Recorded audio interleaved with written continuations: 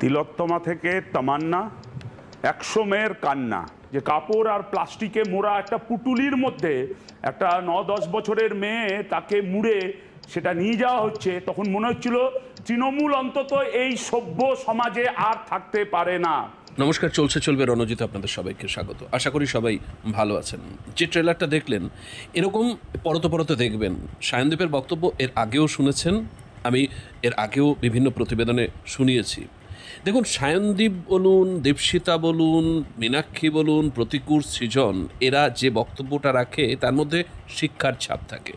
তৃণমূলের যে বদমাইশরা এই বিভিন্ন স্টুডিওতে আসেন, যারা জেল খেটে আসেন, যারা বিভিন্ন জায়গায় ধর্ষণে অভিযুক্ত হয়ে আসেন, যারা বিভিন্ন দুর্নীতিতে যুক্ত হয়ে আসেন, তো তাদের একটা পরিশীলিত পরিমার্জিত বক্তব্য আশা না করাই উচিত কাজ বলে আমি মনে করি। দেখুন, এরা এবিপি আনন্দ বয়কট করেছিল।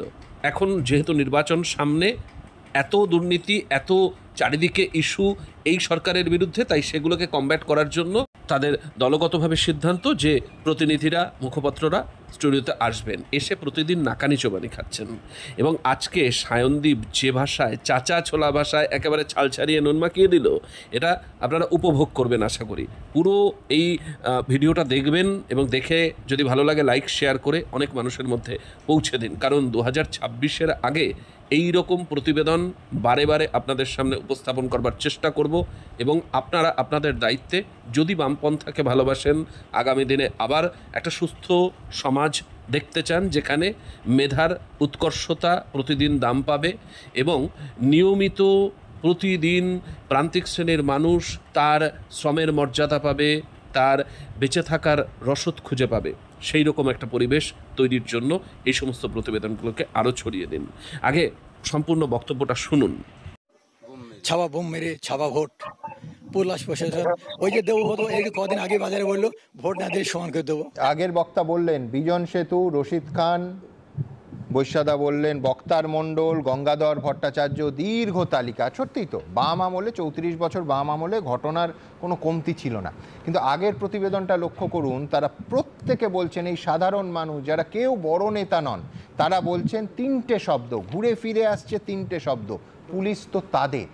আমি বলছি, কেন একটা রাজ্য প্রশাসন, যথার্থ বলেছেন বৈশ্বনাথ চট্টোপাধ্যায় যে ওই প্রথম টুইটে মুখ্যমন্ত্রী নিজে শেষ লাইনে বলেছিলেন যে police shall take strong and decisive legal action against the culprit at the earliest. কোথায় হলো? আজকে ধরুন 24 জনের মধ্যে 5 জন গ্রেফতার বলেই ওই সাবিনা ইয়াসমিন আজকে বলছেন যে তার প্রশাসনের ওপর, এই পুলিশের তদন্তের ওপর ভরসা নেই এবং পুলিশ চাইলে পারে। হুবহু যে কথা এই সংখ্যালঘু পাড়াটার মানুষরা বলছেন যে পুলিশ তো তাদের, অভিযোগ করলে তাদের বিরুদ্ধে পুলিশ তুলে নিয়ে যায়।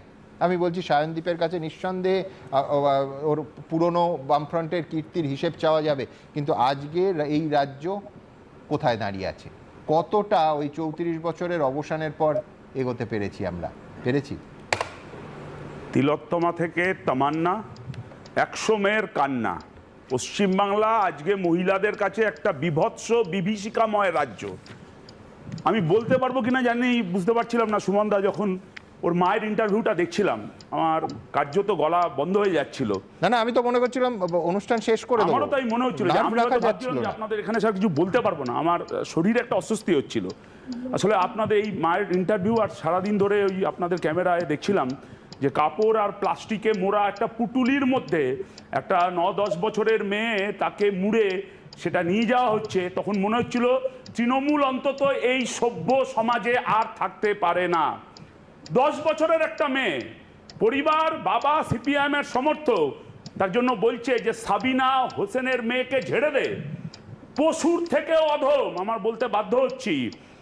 আমরা শূন্য হতে পারি, কিন্তু তৃণমূলের মতন বেহায়া নই। বোধ, মূল্যবোধ সব তৃণমূল কংগ্রেস হারিয়ে ফেলেছে। একটা মেয়েকে ওরকমভাবে নৃশংসভাবে খুন করা যায় শুধুমাত্র ফুর্তি করতে করতে। বিজয় মিছিল থেকে বোমা ছড়া হয়নি, অত্যন্ত পরিকল্পিত খুন। আমি যতদূর জানি ওদের বাড়ি মেন রোড থেকে অনেকটা ভেতরে, কাদা রাস্তা, আলপথ পেরিয়ে যেতে হয়। সেখানে বিজয় মিছিল নিয়ে ঢোকা মানে ওই বোমা মেরে ভয় দেখিয়ে ওই খুন করার জন্য। সন্দীপ, এটা কেন বলছো? কেন একটা 9 বছরের বাচ্চা মেয়েকে মেরে কার কোন রাজনৈতিক সাধ্য সিদ্ধি বললো হবে? যে পরিবার, বললাম না, বোধ, মূল্যবোধ সব হারিয়ে যায়। বাচ্চা মেয়েটা হয়তো মিছিল দেখতে রাস্তায় বেরিয়ে এসেছিল, তাকেও রেয়াত করা যায় না, যেহেতু ওর পরিবার বামপন্থী, বাবা সিপিএম এর সমর্থক, তার জন্য বুকে গলায় ওখানে বোমা মেরে দিতে হয়। এই জন্যই বললাম যে তৃণমূল বেহায়া এবং এটা ভয়ঙ্কর। কিন্তু যে কোনো বিরোধী দলের সমর্থকের এই ভয় হবে যে এরপর প্রাণ নিয়ে, পরিবার নিয়ে কি করে যাবে, অর্থাৎ সমর্থকদের নিরাপত্তা তোমরাও দিতে পারছো না। আমি বলছি যে এখানে প্রশাসন, গুন্ডা বাহিনী মিলেমিশে যেখানে হামলা করে, আমাদের এই সমর্থকরা তো তার ক্রিমিনাল নয়। কি করে প্রশাসন যখন এই ক্রিমিনালদের পিছনে দাঁড়ায়, কে কাকে নিরাপত্তা দেবে? প্রশাসনটাই তো ক্রিমিনাল হয়ে গেছে। আমি খালি বলছি, যেখানে অনেকে বলছিল অতীতের ঘটনা, 2011 সালের পরে অনেক খুন দেখেছি। আমরা দেখেছি যে বিজয় মিছিল করতে করতে পার্টি অফিস পুড়িয়ে দিয়েছে, রেজাল্ট বেরোয়নি, জিতেন নন্দী আমাদের পার্টি নেতা খুন হয়ে গেছে। কিন্তু একটা 10 বছরের মেয়েকে এরকম ভাবে নৃশংসভাবে খুন করা যায়। 24 জন অপরাধীর নাম দিল মা, আর অ্যারেস্ট হলো 5 জন। ওদের মুখপাত্র কুণাল ঘোষ, উনি বেহায়া আমি জানি, তাই বলতে পারে যে তৃণমূলের জয়টাকে আড়াল করবার জন্য, আমাকে বলতেই হবে শব্দগুলো, তৃণমূলের জয়টাকে আড়াল করার জন্য নাকি এই খুনটা করেছে। কিন্তু পুলিশ আর কুণাল ঘোষ তো এক নয়। আজকে আমার কথা আমার সময় বলতে দেবে, একটা শব্দ উচ্চারণ করবে না যদি লজ্জা থাকে। এই পুলিশ, আমরা বলছি এই যে অনুব্রত মণ্ডল পুলিশের মা স্ত্রীকে এই ভাষায় আক্রমণ করার সাহস পায়, পুলিশ নিজেকে ওই অধঃপতনের জায়গায় নিয়ে গেছে। এই পুলিশ নিয়ে গেল, কিন্তু বিরোধী দল হিসেবে সায়ন্তন আমায় বলো, গাজা নিয়ে মিছিল হয়েছে, আজকে এই ঘটনা নিয়ে কটা মিছিল বের করেছে? শেষ করতে দেবেন। আমি বলছি সমাজ মাধ্যমে এই পুলিশ শুরুতে বলল যে বোমা বিস্ফোরণে মারা গেছে, নবান্ন থেকে নির্দেশ এলো, দুপুরের মধ্যে রাজ্য পুলিশের টুইটে বোমা শব্দটা উদা হয়ে গেল। এর থেকে পুলিশের অ্যাটিটিউডটা বোঝা যায়। প্রথম আমাদের পার্টি নেতারা সকাল থেকে ওখানে দাঁড়িয়ে পড়েছিল, আজকে দাঁড়িয়ে এই যে টাকা দিতে গেছে নির্লজ্জের মতো। তিলোত্তমায়ও দেখেছি, এই ঘটনাতেও দেখেছি। কয়েকটা গরু ছাগল বা এমএলএ কেনা বেচা করা যায়, আদর্শকে কেনা বেচা করা যায় না। ওই যে একটা গরিব প্রান্তিক সংখ্যালঘু পরিবারের মহিলা, তিনি টাকা না নিয়ে আদর্শের সামনে দাঁড়িয়ে প্রমাণ করে দিলেন সব কিছু বিক্রি হয় না। আর তুমি যে প্রশ্নটা করছিলে সুমনদা, আমার শেষ কথা, যে একটা রাজ্যে একটা সিপিএম এর এখানে ক্যান্ডিডেটও ছিল না, ছিল কংগ্রেসের ক্যান্ডিডেট, কিন্তু তারপরেও সিপিএম এর সমর্থককে এরকম ভাবে নৃশংসভাবে তার মেয়েকে খুন করে দিতে হয়। পশ্চিমবাংলায় যদি ভোট দিতে হয় বলে একজনের পরিবারের একটা নৃশংসভাবে একটা মেয়েকে যদি খুন করে দেওয়া যায়, তাহলে ভোটাররা নির্ভয়ে অবাধে কি করে দাঁড়িয়ে ভোট দিতে পারবে?